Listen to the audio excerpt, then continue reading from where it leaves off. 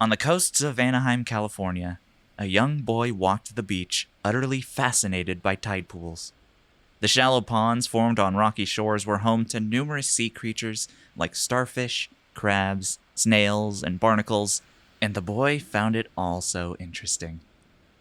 This boy was Steven Hillenburg, who would grow up to create one of the most popular animated shows in the world, a show that would become a generational phenomenon, shaping the animation industry and inspiring others to follow in his footsteps.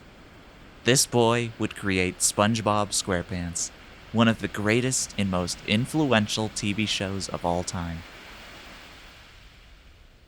But as he sat there on the beach, all young Hillenburg had on his mind that day was what discovery to bring home with him.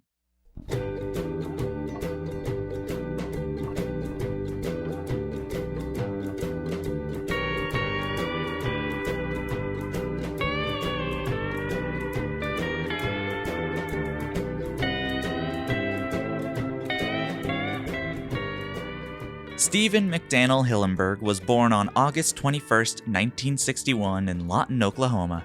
He would be delivered at Fort Sill, a military base where his father, Kelly Hillenburg Jr., was stationed. Steve's mother, Nancy, was a teacher who helped students with visual impairments. When Steve was a year old, his family moved to Orange County, California, where his father took a job as a draftsman and designer for Hughes Aircraft. While Brian, Steve's younger brother, would later follow their father's line of work, Steve instead found himself drawn to the ocean, and marine life in particular. Much of Steve's fascination came from the undersea world of Jacques Cousteau, a TV series where the famed oceanographer guided the viewer through the various facets of undersea life. Here, nature has struck a balance, and here it remains. Man's fatal need to strip and spoil and scar has not yet reached this island. The program was mesmerizing to Steve, as it was a view to a world he didn't know existed. And soon it would inspire Steve to explore the nearby beaches and see what was there for him to discover. Along with marine life, Steve developed an interest in art. When Steve was in the 3rd grade, his teacher had students draw pictures of things being the opposite of how they really were. What Steve would turn in was a drawing of army men who, instead of shooting and killing each other, were hugging and kissing. Despite this happening amidst the Vietnam War, the unintended context of the drawing was lost on young Steve, as he just thought the drawing was funny. His teacher, however, saw something different, and she became one of the first people to take notice of Steve's affinity for art. Years later, he would find further artistic inspiration at the International Tourney of Animation, a festival that was being held at the Los Angeles County Museum of Art. There, Steve would see experimental short films from artists around the world, with Paul Dreisen's short The Killing of an Egg having a particular impact on him.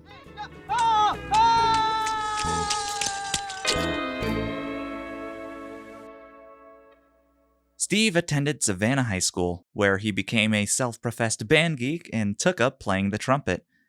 Steve continued to develop his art, but his interest in ocean life would soon overshadow it when at age 15, he would learn how to snorkel at Laguna Beach. There, he got a much closer look at marine life than he ever had walking the beach or watching Jacques Cousteau on TV. This experience would convince him to pursue a career in marine biology. At first got books from the library about diving.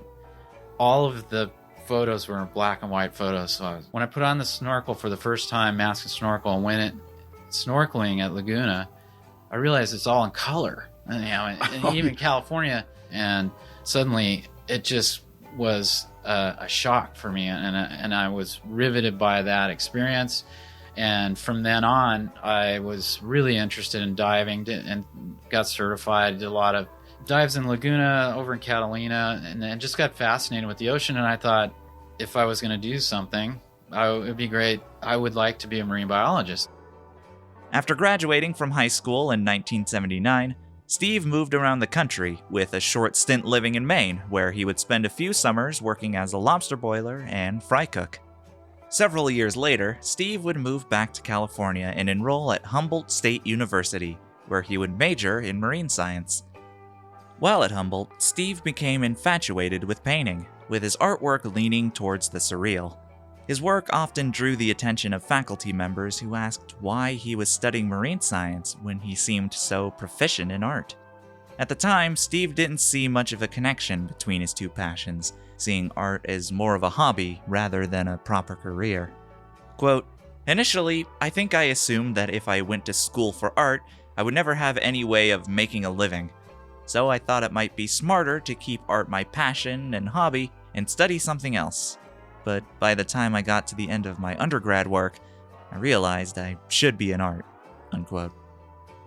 Steve graduated from Humboldt with a bachelor's degree in natural resource planning, focusing on marine resources, with a minor in art. Following his graduation, Steve would take on several jobs, moving around the country once more.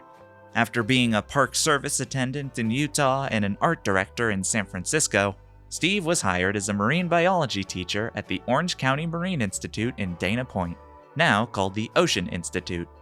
There, he would teach kids about the ecology of tide pools, biodiversity, adaptation, and all other wondrous things to learn of the ocean deep. This was the kind of job Steve had been hoping to get. He was good with kids, able to teach without talking down to them, likely taking after his mother. Steve later found a use for his other passion as a staff artist. While it didn't pay as well as the teaching, Steve didn't mind. For him, any chance to have fun creating things was enough. Between lessons, Steve would lend his artistic talents designing exhibits, as well as co-authoring a comedic magazine for the Institute called The Chortler. Eventually, he was approached by Institute director Harry Helling, who suggested that Steve create a comic to educate kids about the animals of tide pools. And so, Steve went to work.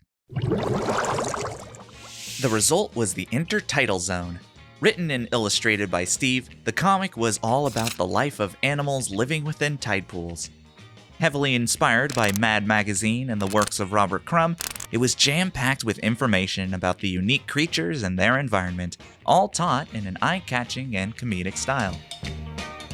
The host of the comic was Rocky the Shrimp, who guided the reader and described the numerous attributes of the underwater denizens, while paired with co-host and fellow invertebrate Bob the Sponge. Steve would send the comic to several publishers, hoping it would educate kids outside of Orange County.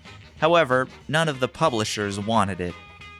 Around this time, marine artist Robert Wayland would pay the Institute a visit, and Steve took the opportunity to show off his comic and see what he thought. Wayland remembers, quote, "I always like to encourage young artists. He showed me his drawings, and I have to tell you, they weren't that great. He asked me what I thought, and I patted him on the back and said, 'Don't quit your day job.'" Unquote.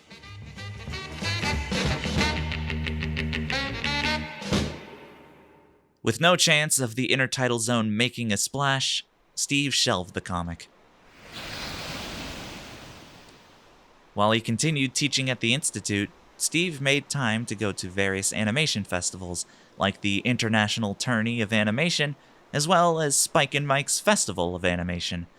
There, he saw that many of the animated shorts were created by students from the California Institute of the Arts, or CalArts. By this point, Steve was considering going back to school to study art, but right then he knew it wouldn't be for painting, it would be for animation. And he decided that if he wanted to have a career in animation, he would go to CalArts. And so, after 3 years of working at the Orange County Marine Institute, Steve ignored Robert Wayland's words of discouragement and quit his day job to become an animator. Steve enrolled in CalArts' experimental animation program in 1989, with the Intertidal Zone comic impressing the program's founding director, Jules Engel. Engel had been working in animation since the late 30s, with his handiwork involved with the likes of Disney and UPA. When discussing Jules Engel, Steve said, quote, "He truly was the most influential artistic person in my life. I consider him my art dad. Jules always promoted the notion that animation could be a means of personal expression." Unquote.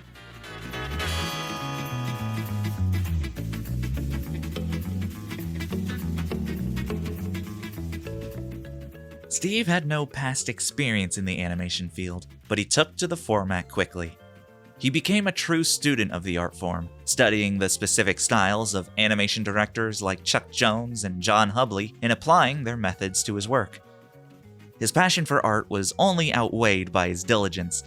For his classmates, their memory of Steve was of a man hunched over at his desk, drawing for hours on end to the point of his hands becoming blackened with graphite. But Steve wouldn't fully isolate himself. He became friends with many of his classmates, lending a hand to their animated projects if they ever needed it, and even forming a goofy band with some of them called Flea Circus, which band member and classmate Steve Belfer would refer to as sounding, quote, like a demented middle school orchestra from hell, unquote. Steve would eventually find work illustrating numerous comics for the local surfing magazine Pima. It helps that by this time, Steve had become a proficient surfer himself, and he enjoyed riding the waves any chance he could. While at CalArts, Steve would meet Karen Umland, who was training to be a professional chef. The two would quickly form a relationship, with Steve considering her the funniest person he knew. They would marry in 1998 and have their first and only son Clay later that year. But before all that, Steve would create a few animations while attending CalArts. One would be a short titled The Green Beret.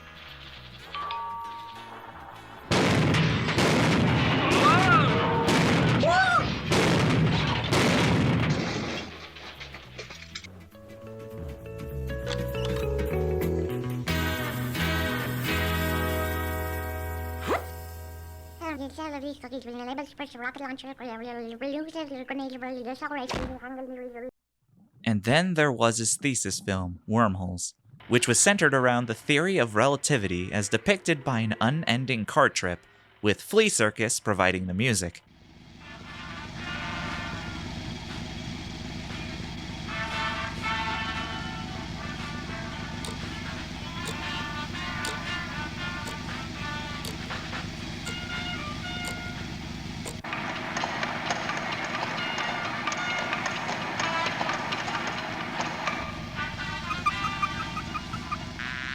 This short would be funded thanks in part to a grant from the Princess Grace Foundation, which was formed to support aspiring artists like Steve.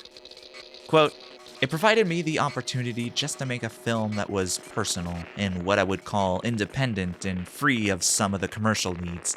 That was the one time I thought I could express myself as an individual and a person." Unquote. After graduating from CalArts in 1992, Steve would show off Wormholes at numerous festivals, one of them being the Ottawa International Animation Festival, where it would catch the eye of one Joe Murray. Joe was at the festival to show off his own animated short, My Dog Zero, and as it so happened, he was also in the process of developing a new animated series for Nickelodeon called Rocko's Modern Life. After seeing Wormholes, he approached Steve with an offer to work on his new cartoon. It was fortunate timing for Steve, as outside of small illustrating gigs here and there was no certainty of his career chances after CalArts. Quote, "I was planning on being a starving artist. I spent several $1,000s to make a film and realized I may not make it back. I had loans out. Fortunately, Joe Murray saw my film at Ottawa and a couple of my shorts, and he took a huge chance." Unquote. Joe Murray would say this about Steve. Quote, "I was already in awe of his talent, and the two of us, neither having worked in television, thought it would be funny to see what kind of havoc we could bring to the medium." Unquote.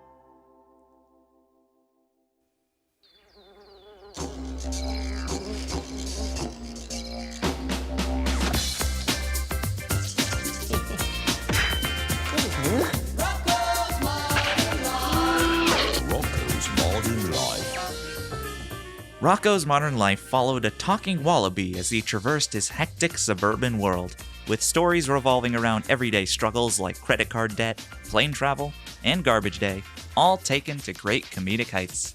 The garbage men's Bucky. They've been by for 6 months. They must have got their license back.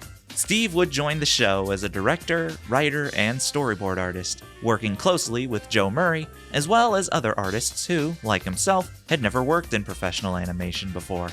As it turned out, that collective inexperience proved to be a strength for the show, as the creative team had no preconceived notions of how a kids' show should operate. And that was best exemplified with the show's humor. While Rocko's Modern Life touted itself as a kids' show, the writing was laden with sly jokes and gags that would fly right over the kids' heads, but make their parents laugh. Dad? I knew it! This place is a pigsty! First airing on September 18, 1993, Rocko proved to be a big hit for Nickelodeon, becoming another welcome addition to their ever-broadening catalog of new hit shows like Rugrats and Ren and Stimpy. That was a hoot! And much of that success was thanks to the work of Steven Hillenburg, whose wild artistry melded incredibly well with Joe Murray's vision for Rocko. Quote, "His work on my show was top-notch. I'll never forget staying up late, working out the kinks of episode after episode together, or him crying from laughter while playing a tape of burp talking he wanted to use to make an episode. I remember an executive at Nickelodeon wondering if he was even right for television. He wasn't. He was right for new television. He was passionate, brilliant, and tireless." Unquote. Rocko's Modern Life ran for 4 seasons, during which Steve had learned so much about telling interesting stories, as well as what it was like to craft a TV series. For the 4th season, he was promoted to creative director, where he would oversee the production process of episodes.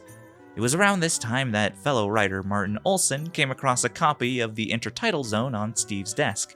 He was struck by the overall design and setting, and he suggested to Steve that perhaps he turn his little educational comic into a TV show.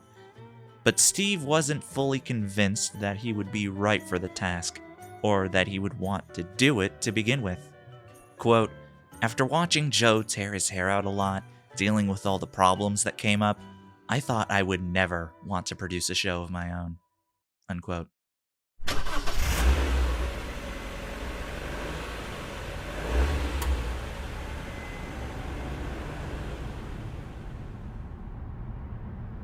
Driving down the Santa Monica Freeway on his way to the beach, Steven Hillenburg had a lot on his mind. Rocko's Modern Life was coming to an end, and he found himself without a show to work on. As the beach drew closer and closer, his mind started thinking about the ocean, the tide pools, and the creatures that inhabited them. He thought about the comic he wrote, the comic that Robert Whalen didn't like but Martin Olson thought was great.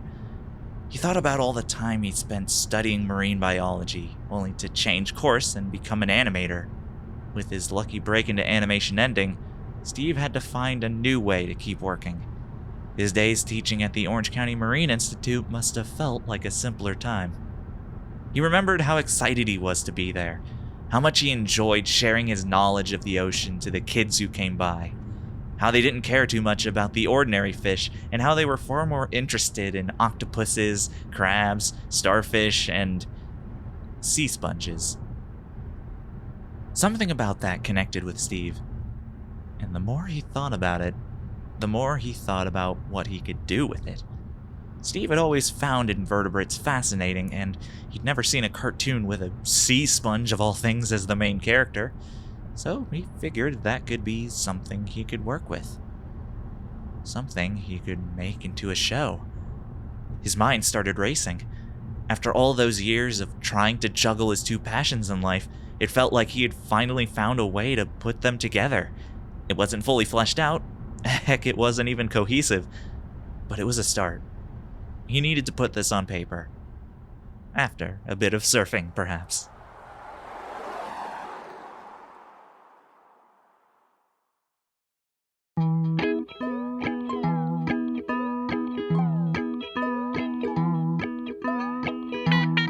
Steve's drawing for his new show started out with the titular sea sponge.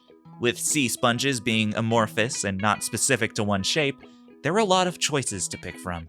But that also meant having to go through dozens upon dozens of variations in appearance until he could find one that worked. Some features would start to stick. Buck teeth, big eyes, pants, and shoes, but something was missing. He wanted the sponge to be very innocent and childlike without actually being a child, and he wanted that carried over to the appearance, and the round shape wasn't cutting it. Then came the idea to make him look more like a dish sponge than an actual sea sponge. So he drew him square, and that seemed to work. Quote, "It looked so funny. I think as far as cartoon language goes, he was easier to recognize. He seemed to fit the character type I was looking for. A somewhat nerdy, squeaky clean oddball." Unquote. There was one last thing Steve needed to figure out about this squeaky clean oddball. What to name him. He knew he needed to have Sponge in the name because he didn't want kids thinking he was a talking block of cheese. So, he called him SpongeBoy. From there, he went on developing further ideas for the show, including the other characters and the setting. Things were looking promising for SpongeBoy, but if Steve wanted this idea to get off the ground, he still needed to pitch this show to Nickelodeon, or whoever would take him. And he knew he couldn't do it alone. Joe Murray decided on taking a break from animation after working on so many episodes of Rocco, so he was out of the running. But luckily, there were other animators Steve knew that could do the job. Steve approached storyboard director Mark O'Hare in his office at Nickelodeon, asking if he'd be interested in working on this underwater cartoon show he wanted to pitch. Steve had worked closely with Mark during Rocco, and he thought he'd be a great fit for the job. But Mark couldn't join along because he had just sold his comic strip Citizen Dog, and he would need to focus on that instead. As it so happened, Steve and Mark weren't the only ones in the room that day. Overhearing the discussion was Derek Dryman, a cleanup artist paired with Mark who had been hired for Rocco's 4th season. But with it also being the final season, that meant he needed a new gig, and Steve's show sounded perfect for him. Quote, "I remember his bringing it up to Mark in our office and asking him if he'd be interested in working on it. I was all ready to say yes to the offer, but Steve didn't ask. He just left the room. I was pretty desperate to keep writing, so I ran into the hall after him and basically begged him for the job. He didn't jump at the chance. I had hardly any experience, and Steve and I didn't know each other very well, so I couldn't blame him. He must have thought it over because he eventually offered me the job." Unquote.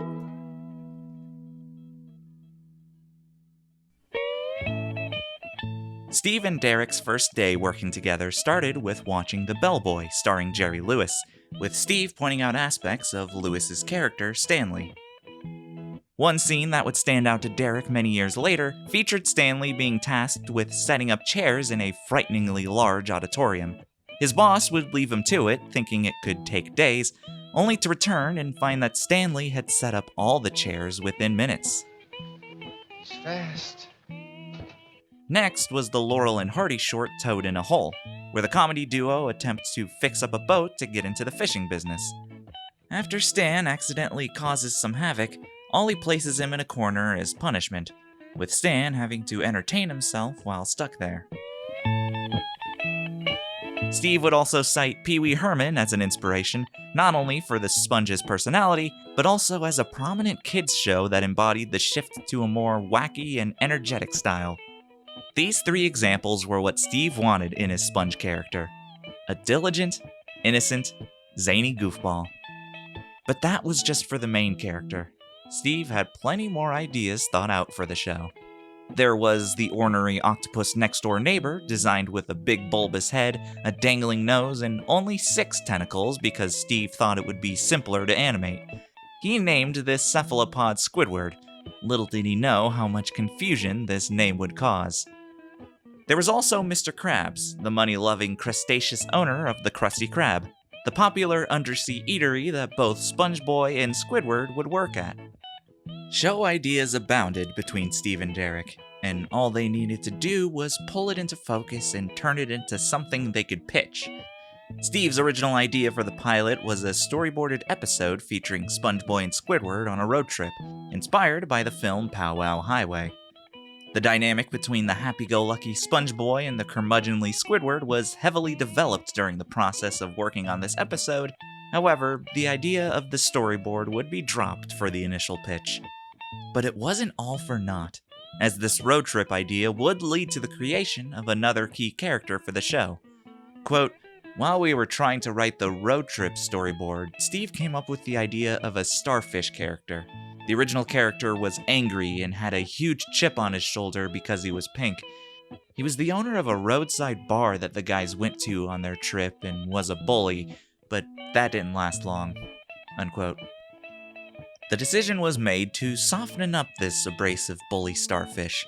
Instead of being the owner of a roadside bar, he'd be SpongeBob's lazy, lovable neighbor and best friend. They named him Patrick.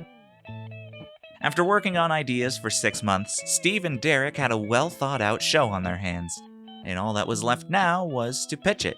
So, with the help of writer Tim Hill and director Nick Jennings, they crafted a pitch unlike any other. It was in 1997 that Steven Hillenburg and Derek Drymon would make their way to the offices at Nickelodeon to pitch Steve's show idea titled SpongeBob Ahoy. Dressed in Hawaiian shirts, they brought a small boombox, a large container on wheels covered in a sheet, and an extensive pitch Bible for the show. Inside the office sat several Nickelodeon executives, who watched as Steve and Derek entered, blaring Polynesian music from the boombox and wheeling in the sheet-covered container. Underneath the sheet was a large aquarium with miniature dioramas of the undersea setting and the various characters, including a dish sponge with googly eyes. Also, had recorded a version of the theme song just with me singing into a tape recorder, and I implanted it into the shell so that when you lift it up, it plays the theme song. Additionally, Steve would show off the pitch Bible, which was written as if SpongeBob was a creature being observed by sea explorers, evoking the mystifying poetic energy of Jacques Cousteau's documentary narration. Quote, "And as the veil of mystery surrounding the briny deep's funniest yellow cube lifted before our very eyes, we were afforded a first-hand glimpse into the character of SpongeBob and his world. We hope this information will help the reader achieve a broader understanding and a greater appreciation of SpongeBob and his world. So climb aboard, we're ready to sail." Unquote. It was already clear how well thought out this show was. The pitch Bible had biographies for the characters, their relations to each other, showed where they lived and where they worked. It also included a detailed map of Bikini Bottom, the underwater city where the show would take place, making it clear it wasn't just fish swimming around like actual fish. Quote, "Bikini Bottom is like any other urban center, if you don't count the fact that it's populated by fishy creatures and other denizens of the deep. The Bikini Bottom citizens live more or less like we do. They commute, they wait in line at the movies, walk their pets, go on exotic vacations, celebrate holidays." Unquote. And of course, throughout the pitch Bible was Steve's charming artwork of SpongeBob and his friends, letting their personalities shine through without them having to say a word.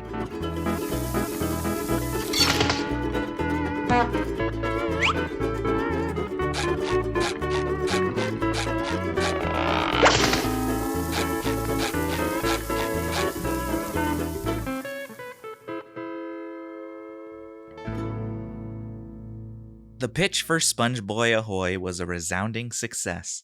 Hillenburg and co. were set to create their pilot episode, but with the road trip idea thrown out, they needed to come up with something else. Steve and Derek bounced around ideas for what could be SpongeBob's first adventure when they realized that if he was working at a fast food restaurant, maybe the first episode would be about how he got the job. So, with the help of Tim Hill once more, they wrote and storyboarded the episode. And after 2 weeks, Steve and Derek returned to pitch the pilot, with Nick Jennings tagging along, all once again donning Hawaiian shirts. Behind them was a wall filled with storyboards, and before them sat 4 executives waiting to see what they had drummed up. In a pitch that the executives would later wish they had on tape, Steve, along with Derek and Nick, performed the storyboarded episode, even going so far as to do the sound effects themselves. They had once again brought in a boombox, but this time it was playing Tiny Tim's cover of Livin' in the Sunlight, Lovin' in the Moonlight, which was to be used for the episode's grand finale. After the pitch was over, the executives left the room for a moment to discuss amongst themselves, leaving the animators to wonder what could happen next.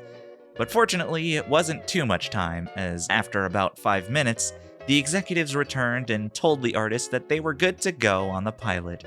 As it turned out, the executives left the room not so much to discuss, but more to compose themselves from laughing.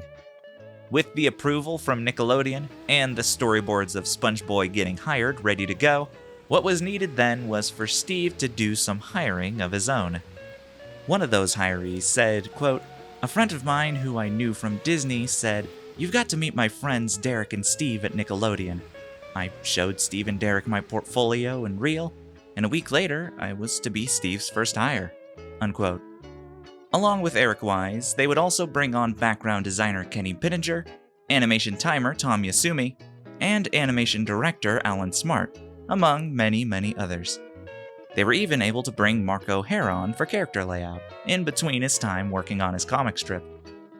This was just the start for Steve's new show, and the number of writers and artists and directors would need to grow down the line, but for the pilot, this was all they needed. Along with animation, the search was on to find the right voices for these characters, and Steve already knew who he wanted to voice the titular Sponge. On August 8th, he will be at the Amphitheater in Pittsburgh, Pennsylvania. Ladies and gentlemen, please say hello to a very funny young man, Tom Kenny. Tom! Is that bass I smell? That's weird. Tom Kenny got his first real start in voice acting on Rocko's Modern Life, voicing Heifer, the goofy bovine best friend of Rocko. That's it! The answer to all your problems! Plastic! You can charge now and pay later! And it was through Rocko that Tom Kenny first met Steve.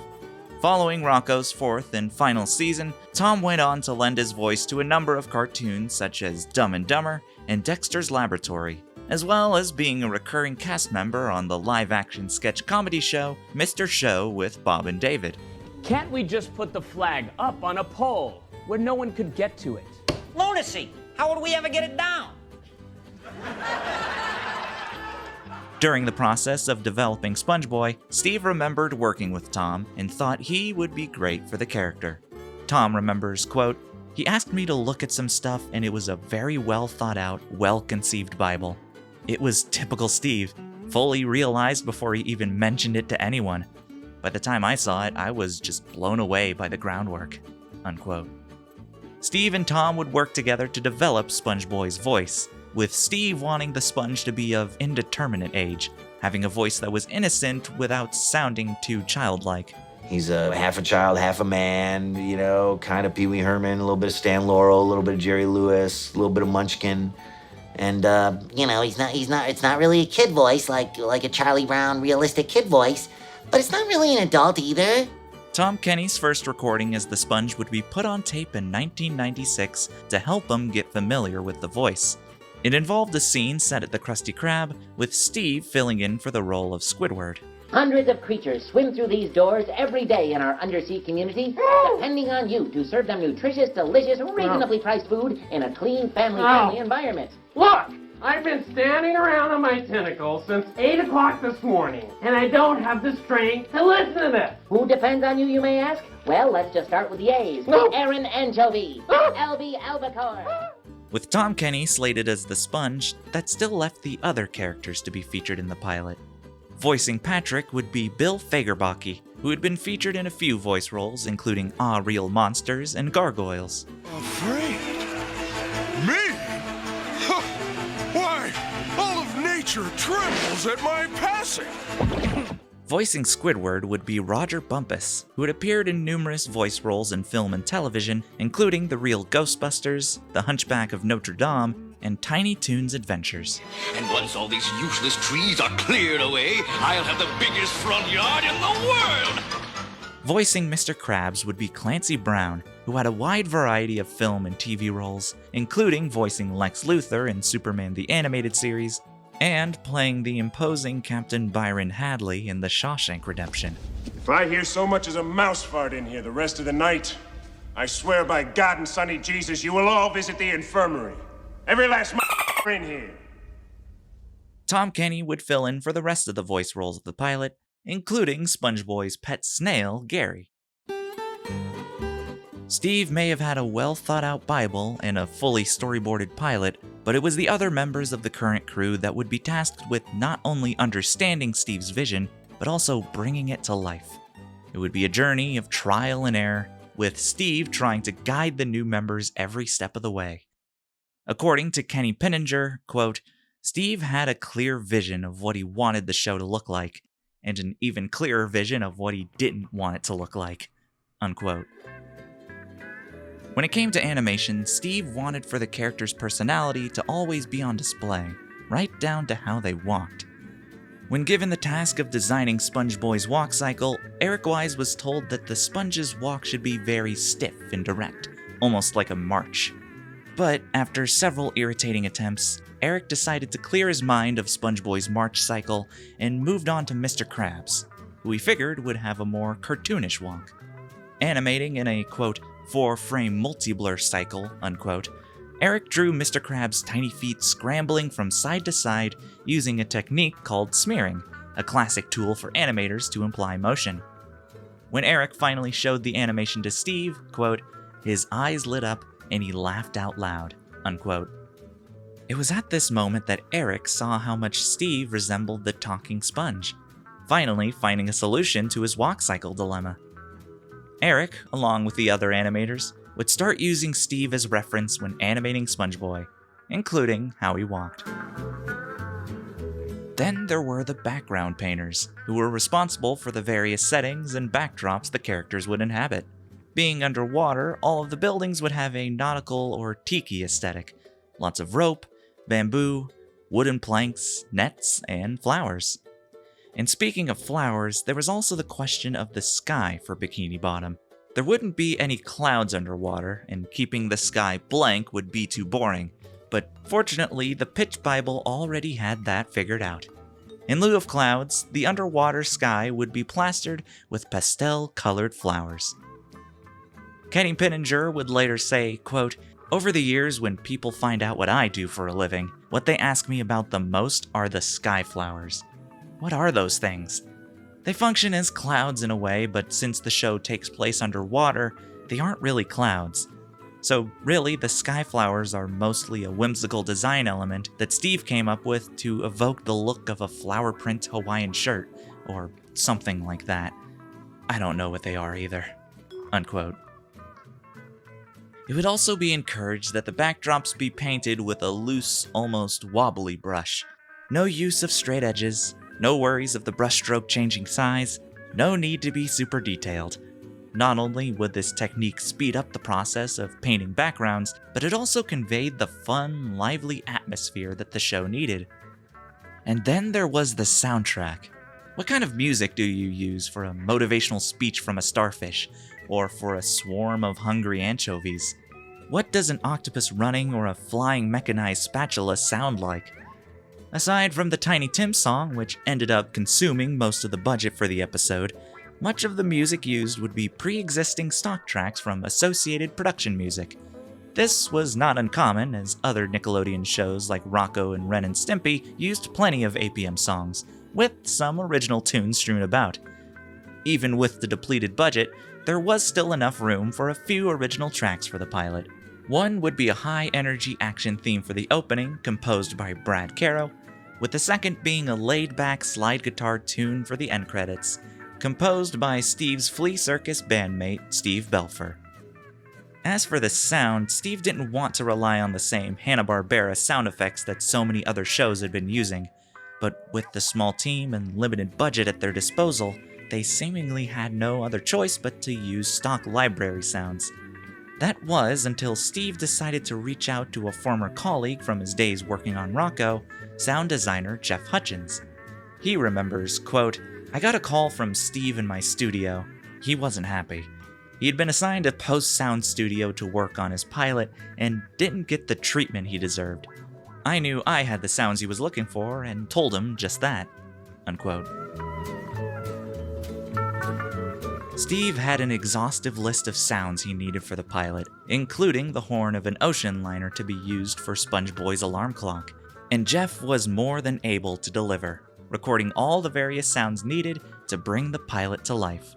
And while some results would need to be fine-tuned for the hopeful future, the sounds utilized would still help bring the viewer into the world of Bikini Bottom. Speaking of which, there was still some fine-tuning needed with voice acting. While the main voices had been figured out, one still needed work, and it would be the first voice viewers would hear. Not unlike the pitch Bible, Steve wanted the pilot to start like it was being narrated by a sea explorer, with a voice reminiscent of Jacques Cousteau. But, as Tom Kenny realized, quote, Jacques Cousteau's voice is very dispassionate, very removed, very flatline, even when he's describing something miraculous and beautiful. Corals are neither plants nor rocks. They are societies of living animals. And a coral reef is a community pulsing with life, with predators and prey, seen and unseen. We found that after a while, we had to make the narrator a little more playful than that. He has to sound a little fun and playful, or he just sounds bored. And you don't want the first voice you hear in an episode of your series to sound bored. Unquote. Steve's merry band of creatives were finally getting into their groove working on the pilot, and after a long, treacherous journey of pushbacks and frustration, it felt like it was going to be smooth sailing from then on. However, in the midst of production, Steve had gotten word that there was an issue with SpongeBoy, specifically with his name. As it turned out, the name SpongeBoy was already taken by comic creator Bob Burden, as well as a line of pencil products, so it needed to change. And with various assets already done for the pilot that prominently featured the name being SpongeBoy, Steve needed something good. He didn't have to look far, as he thought back to his Intertitle Zone comic with Bob the Sponge, and realized that maybe he could be called SpongeBob. But now that he had a slightly more proper name, he could do with a last name too. As legend has it, he then remembered when he first showed Tom Kenny his drawings of the character, with Tom proclaiming, quote, "Boy, look at this sponge in SquarePants, thinking he can get a job in a fast food place," unquote. And so, from that day forward, the absorbent fry cook would forego the moniker of SpongeBoy, and instead be known now and forever as SpongeBob SquarePants!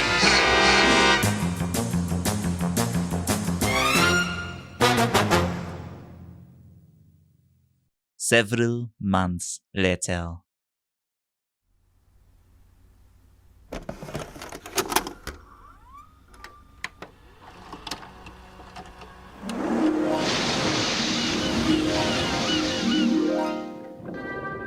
Ah, the sea. So fascinating. So wonderful. Here we see Bikini Bottom, teeming with life. Home of one of my favorite creatures, SpongeBob SquarePants. Yes, of course he lives in a pineapple, you silly. After that whimsical introduction, we watch SpongeBob excitedly prepare for what he calls the big day. Following a taxing workout session, our hero marches out of his tropical fruit domicile and makes his way to the Krusty Krab, the finest eating establishment in Bikini Bottom, home of the Krabby Patty. With a help wanted sign in the window. However, nerves get the best of SpongeBob and he tries to turn back, only to be met with Patrick, who encourages him to get the job. Who's ready? I'm ready! Who's ready? I'm ready! Who's ready? I'm ready! I'm ready! I'm ready! I'm ready! It's here we're introduced to Squidward, who tries to warn his money-loving boss, Mr. Krabs, but is soon interrupted by... Permission to come aboard, Captain! I've been training my whole life for the day I could join the Krusty crew. And now I'm ready. Unfortunately, neither Squidward nor Mr. Krabs are impressed with SpongeBob's arrival. So, instead of simply rejecting his application, they decide to send him out on a wild goose chase. Go out and fetch me a hydrodynamic spatula with, port and starboard attachments and turbo drive. And don't come back till you get one. SpongeBob leaves on his treasure hunt to the laughter of the Krusty crew, but before they know it, they are met with a threat far more menacing than a job-hunting sponge. Anchovies. Why? Anchovies! Anchovies! Chaos ensues. The mob of anchovies nearly destroy the Krusty Krab. And as Mr. Krabs and Squidward prepare to meet their demise, a yellow square savior descends from the heavens. That's right. One hydrodynamic spatula with port and starboard attachments. And let's not forget the turbo drive. Would you believe they only had one in stock? To the kitchen! And set to Tiny Tim's living in the sunlight, loving in the moonlight, SpongeBob quickly and efficiently serves the crowd of anchovies, saving the Krusty Krab. After a hearty congratulation, Mr. Krabs officially gives SpongeBob the job of fry cook, much to the chagrin of Squidward. The episode ends with Patrick entering the Krusty Krab and ordering a Krabby Patty, to which SpongeBob flies into the kitchen and proceeds to pelt Patrick with a barrage of burgers, with one last refrain of Tiny Tim's goofy song to tie it all up.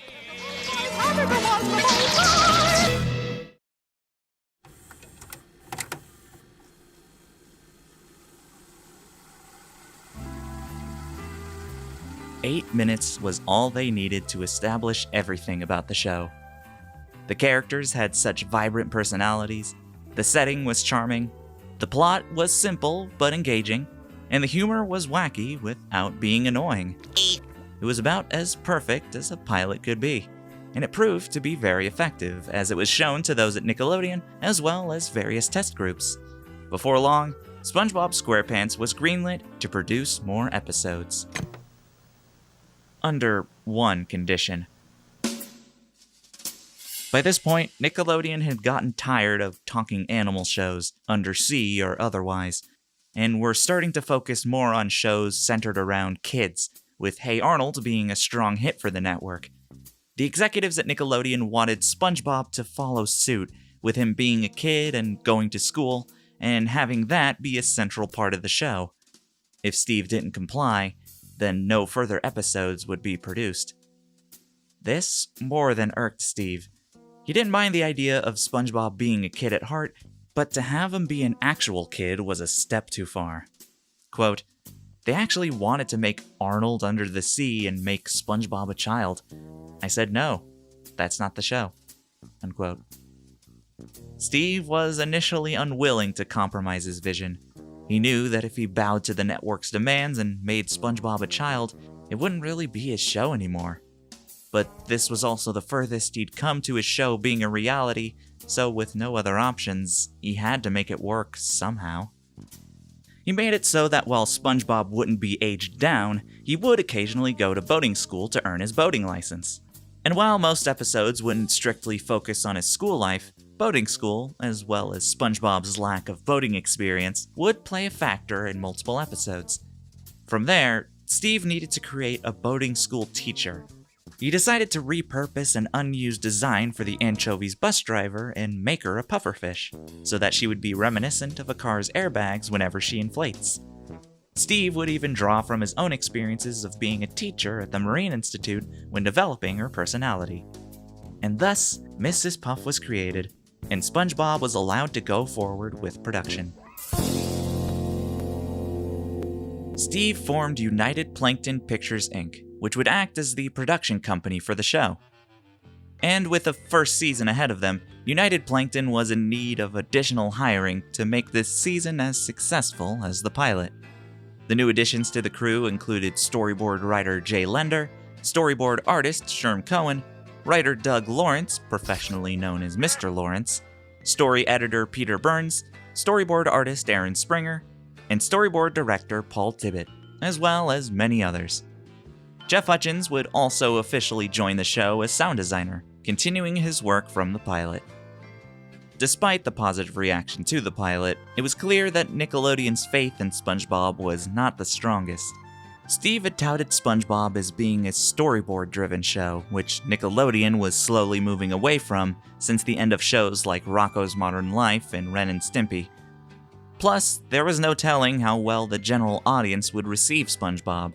As enjoyable as the show was to the animators, the test groups, and even the executives, the show still ran the risk of simply not connecting.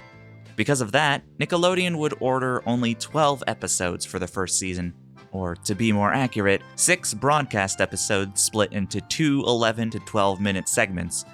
But Nickelodeon wasn't alone in having doubts about SpongeBob's success. As excited as he was to move forward, Steve wasn't sure just how long this outing would last. In fact, he was surprised to have made it this far. Quote, "I was thinking if we could make a pilot, then we'd have 1 episode and have accomplished that. Then I thought if it did go to a full season, that we'd get 12 chances to write stories and that might be it." Unquote. Wanting to impress the higher-ups at Nickelodeon, Hillenburg and Co. began production of their allotted 12 chances. Fortunately, there was no shortage of episode ideas. Within the pitch Bible were several pages filled with various story ideas written up by Steve along with Tim Hill. While some were more detailed than others, that wouldn't be a problem as now Steve had a whole team to work with. So, he would give the stories to the writers and artists, and from there they would bounce ideas off of each other, coming up with gags and jokes and lines until they had a fully storyboarded episode. Eric Wise would remember, quote, "From my experience, the majority of cartoonists tend to be people who don't want to get up in front of a crowd and perform, and here you'd have to get up in front of about 35 people, and hopefully they would laugh at your pitch." Unquote. Sherm Cohen would remember, quote, "We had to make sure it was totally working by this point, because the success or failure of the storyboard would depend on how much the audience was laughing. Talk about pressure. If something got a big laugh, we'd make sure to milk it. If something fell flat, we cut it. The pitches were exciting, invigorating, and scary as all get out." Unquote. Luckily, the storyboard artists had some help from Tom Kenny, who would come up with additional jokes for the episode. Quote, "The pictures are everything, and the action is everything. When you see SpongeBob's words out of context, it doesn't help. Since we're allowed to ad-lib with SpongeBob, I feel like the more we know going in, the better equipped we are to tweak jokes. Reading the storyboards is one of the pleasures of the job. They still make me laugh." Unquote. After the big pitch with the executives, the storyboard would fall in the hands of animation director and timer Tom Yasumi, whose job it was to make sure the episode not only maintained its comedic timing, but also stayed within the time limit for the episode. After yet another round of critiques came the cleanup, where the frames were, well, cleaned up. That meant keeping all the characters on model, with no rough edges, and a lot of erasing. According to Sherm Cohen, quote, "There's a lot less pressure at the cleanup stage, but it can also be tedious and boring to spend weeks cleaning up a board. This is the time we could crank the tunes or put a movie on in the background. Cleanup doesn't take a whole lot of concentration and the brain needs a bit of a break. But as the final deadline approached, we always had the adrenaline rush that Dryman called Boogie Week." Unquote. All of this would then be sent over to South Korea, where all the storyboards would be turned into animation by the countless animators at Rough Draft Korea. Steve said of them, quote, "They really are the best studio in Korea for cartoony animation. Sure, there's communication barriers, but those guys work really hard and have some talented cartoonists on board." Unquote.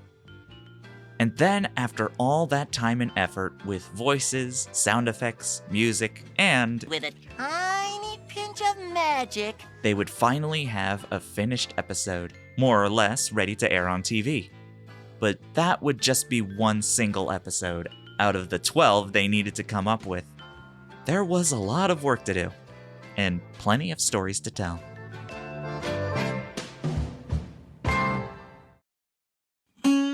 The first batch of episodes would see the introduction of characters like Sandy Cheeks, who would appear in the first produced episode of the bunch, Tea at the Tree Dome. Say, what is that thing on your head? Well, that's my air helmet. May I try it on? Heck no, I need it to breathe. I gotta have my air. Voiced by Carolyn Lawrence, the thrill-seeking Texas-born land squirrel would become fast friends with SpongeBob over their shared love of karate, and would inadvertently teach SpongeBob why sea creatures need to stay underwater. You can't leave now! You'll blow it! Air is not good, Patrick! Air is not good! You're just being shy. While originally created to be a romantic interest for SpongeBob, they would later be developed as having a more platonic relationship. Along with Sandy, there would also be Mr. Krabs' whale daughter Pearl, voiced by Lori Allen. Yo, you shouldn't have! Yay, you shouldn't have! I mean, Dad, you really shouldn't have! The muscular, beach-going Larry the Lobster, voiced by Mr. Lawrence. You guys want to go lift some weights? Sure. Well, come on, SpongeBob. Coming. And Mrs. Puff, voiced by Mary Jo Catlett, who would make her first appearance in the aptly titled Boating School. Now it's time to, once again, take the driving portion of the exam. Okay, SpongeBob. Get in the boat. Oh, wait, in this boat? Right here? Is it time already? Get in the boat, SpongeBob! Oh, yeah, absolutely. All you have to do is get on the track. While some episodes would showcase the various environments and characters within Bikini Bottom, other episodes would go no further than SpongeBob's front yard. Among the episodes inspired by the Pitch Bible would be Bubble Stand, where SpongeBob sets up a stand to blow soap bubbles for 25 cents a pop. This episode in particular would confound executive Eric Coleman because of how simple it was. Quote, "I raised the concern that Bubble Stand felt too thin to sustain 11 minutes. And Steve convinced me that this simple setup was a perfect opportunity to really define the character of SpongeBob. And, more importantly, he and his team proved it in the board pitch. It's one of the first episodes, and it's a classic." Unquote. Then you do this, then this, and this, then that, and this, and that, and this, and that, and then...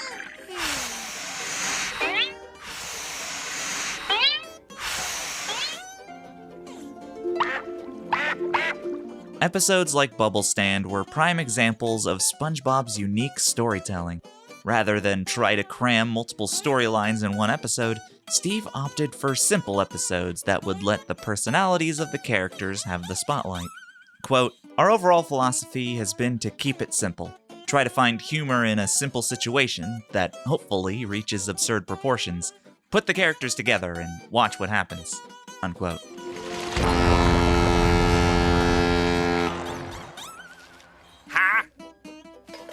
But as simple as Steve wanted the show to be, he also made a point of not dumbing down the writing just to placate a very young audience. Quote, "Kids aren't stupid, and I think there are some things written in other TV shows that are insulting to their intelligence." Unquote. Thanks in part to Steve's direction, something soon became undeniable. As simple as the episodes were, they were good. Really, really good. An episode about SpongeBob ripping his pants at the beach would turn to a cautionary tale of taking a joke too far. An episode about SpongeBob forgetting to put pickles on a Krabby Patty would become an epic journey of failure, healing, and retribution.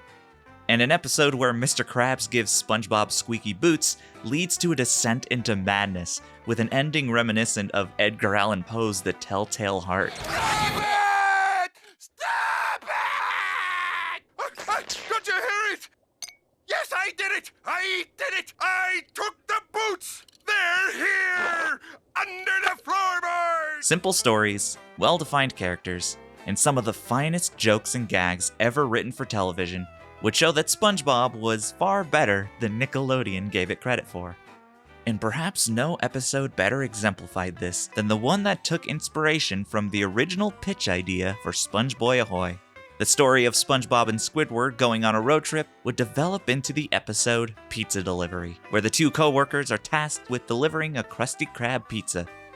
Due to SpongeBob's lack of boating skills, the otherwise simple delivery would turn to a wandering voyage of hitchhiking, getting swept up by tornadoes, and attempting to navigate the unmarked ocean floor like the pioneers, with SpongeBob and Squidward's contrasting personalities on full display.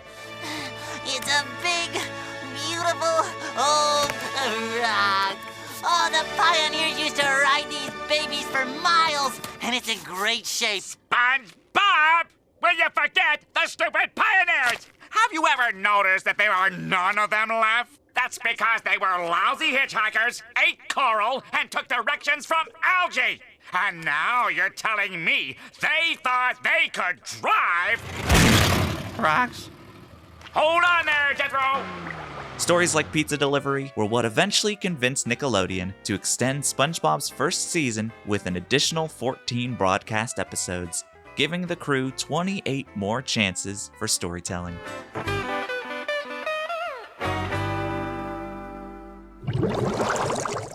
This expansion led to the introduction of yet another character to the cast, one that nearly fell to the wayside had it not been for Mr. Lawrence. Plankton! Stealing me booty! Hear me, Krabs. When I discover your formula for Krabby Patties, I'll run you out of business.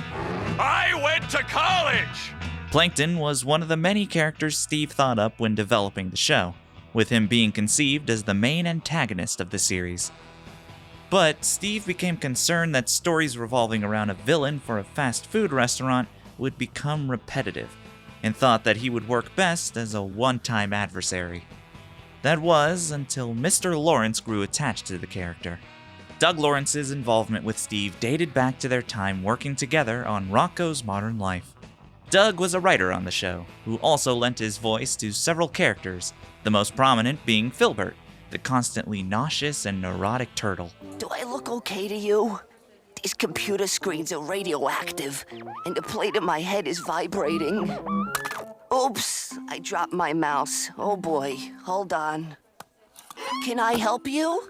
During the creation of SpongeBob's pilot episode, Doug was brought in to audition for the role of Squidward, as well as record dialogue for the temporary scratch track, which would be used during production before the proper voices could record their lines.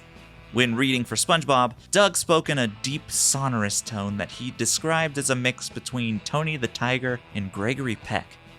While not the right fit for SpongeBob, Steve and Derek found it funny, so it led to SpongeBob using a deep voice when first entering the Krusty Krab. Doug was also shown the pitch Bible, and it was there that Plankton caught his eye. Once SpongeBob was picked up for its first season and started hiring writers and animators, Doug applied for the job, submitting a story idea involving Plankton called Deep Cover.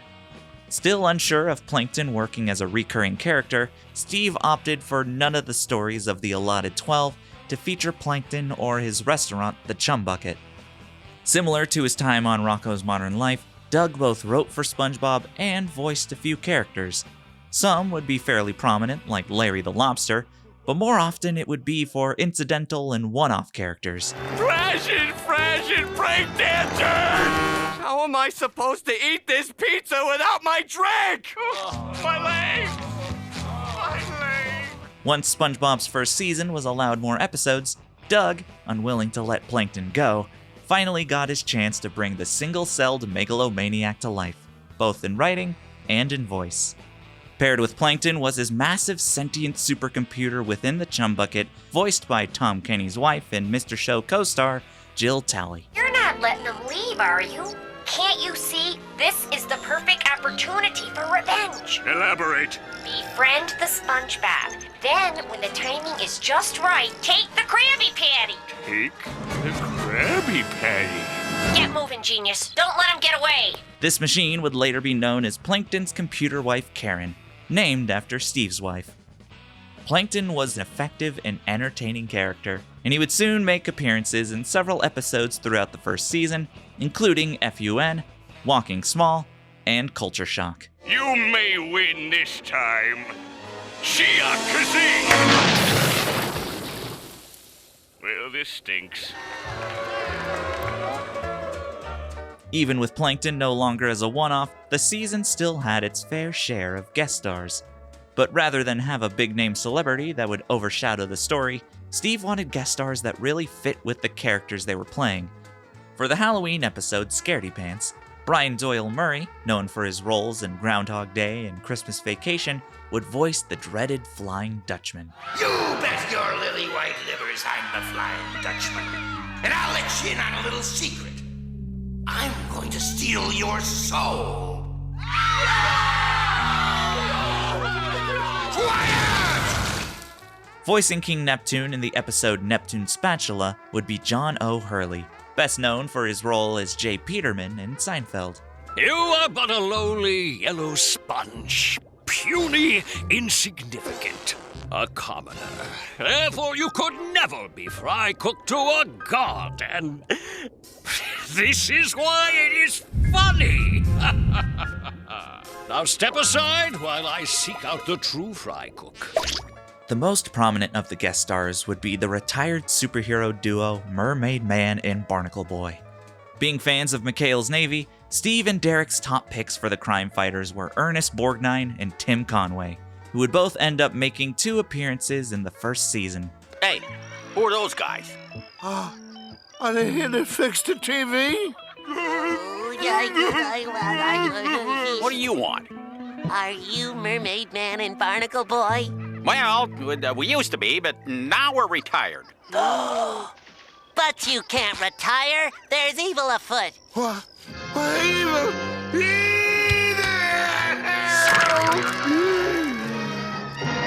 Barnacle Boy! Go quick, I got the evil! All I said was there's evil afoot. Jay Lender remembers, quote, I had this dumb gag about Barnacle Boy's sulfur vent vision in Mermaid Man and Barnacle Boy 2, and when Tim Conway got to the line, he said, what the heck's a sulfur vent? Suddenly, Steve had the chance to hold forth on marine biology. His eyes lit up and he delivered this long-winded explanation of undersea volcanism, and when he was done, there was this huge pause, and Ernest Borgnine, who looks scary professionally, growls, oh yeah? Prove it! For a split second, everyone's blood ran cold. Then Borgnine broke up, and we all laughed, unquote. When discussing Borgnine and Conway, Steve would say, quote, those guys were so fantastic. When you have a guest artist, you don't know how it's going to turn out, but Borgnine is the most animated guy on the planet, unquote. Listen up, you villains. I want to eat my meatloaf. If you don't get out of here, then by the power invested in me, I now pronounce you man and wife. What is going on in here? You may kiss the bride. The creation of SpongeBob's fledgling season was a lot to handle, but it seemed that Steven Hillenburg, despite all the frustration and pushback, managed to captain the ship without wreckage or mutiny, with Jay Lender calling him, quote, the guiding light behind everything that happened on SpongeBob, unquote. Jay would go on by remembering one standout moment working with Steve, quote, there was a sequence in Neptune's Spatula where SpongeBob is competing against King Neptune to see who can make the best Krabby Patty. All my gags were about SpongeBob doing things carefully and precisely, and when we were punching up the show before the pitch, Steve sat down on the floor and drew the bit where SpongeBob draws ketchup faces on the pickles, tucks them in under a blanket of cheese, and reads them a bedtime story. I saw that and knew why he was the boss, unquote. And Steve was not shy in returning praise to his crew, saying, quote, I'm lucky, I guess. There is a direct relationship between the success of this show and my immensely creative staff. These guys and all the other crew members are hard to find and hard to replace, unquote. As production continued, Hillenburg and co. looked back on the pilot. During the production of the original 6 episodes, there was uncertainty on whether the pilot would be aired at all. However, since they were now making more episodes for the season, it made sense for the pilot, now titled Help Wanted, to be aired along with it. Except it needed some fixing up. Most notably, it was too short. With the other episodes produced being around 11 minutes, the pilot's 8-minute runtime wasn't going to work as is. They weren't going to add scenes to the episode to pad for length, but they still needed to fill in the space with something. Once again, pulling from the pitch Bible, they came up with the story of SpongeBob running amok with a leaf blower, or reef blower as it's known underwater. Harkening back to the silent movie shenanigans of stars like Charlie Chaplin, this 3-minute, mostly non-spoken short would fit right in with the episodes that were already created. But even with that figured out, there was one other element of the pilot that needed to change: the theme song. The original action theme by Brad Caro was good for the pilot, but it didn't quite fit with the show as a whole. So they needed a new theme song. Steve and Derek decided for the new theme to be a sea shanty, and looked to the tune Blow the Man Down as inspiration. So we'll blow the man up and we'll blow the man down.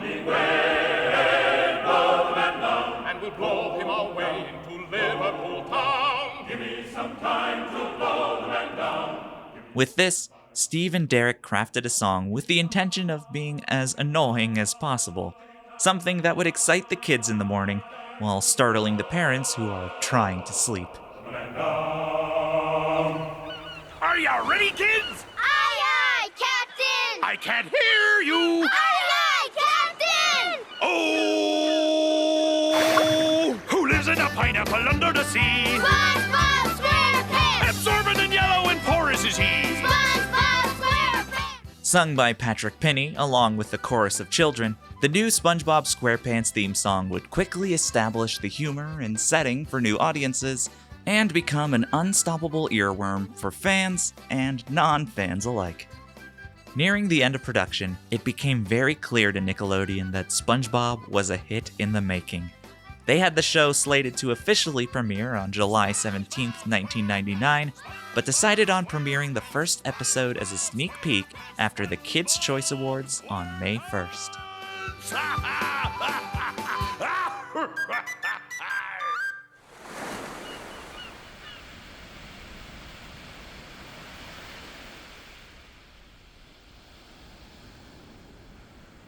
On the night of the preview, Steven Hillenburg and his wife Karen would make their way to the casting office, a local bar that was 10 minutes away from the animation studio. There, the cast and crew gathered to celebrate and watch the episode live. Excitement was high for those in attendance who had spent countless weeks upon months on this show, leaving them to wonder if anyone outside of their group would even understand it. But none were more skeptical than Steve. After a decade of working in animation, with 3 of those years spent developing his own show, he was finally seeing his creation make it to the outside world. Even so, he was careful not to set his expectations too high. He figured at most it would gain a cult following of fans for however long Nickelodeon would let it run. As the Kids' Choice Awards drew to a close, and the world saw its first glimpse of SpongeBob, Steve had no idea just what he was in for.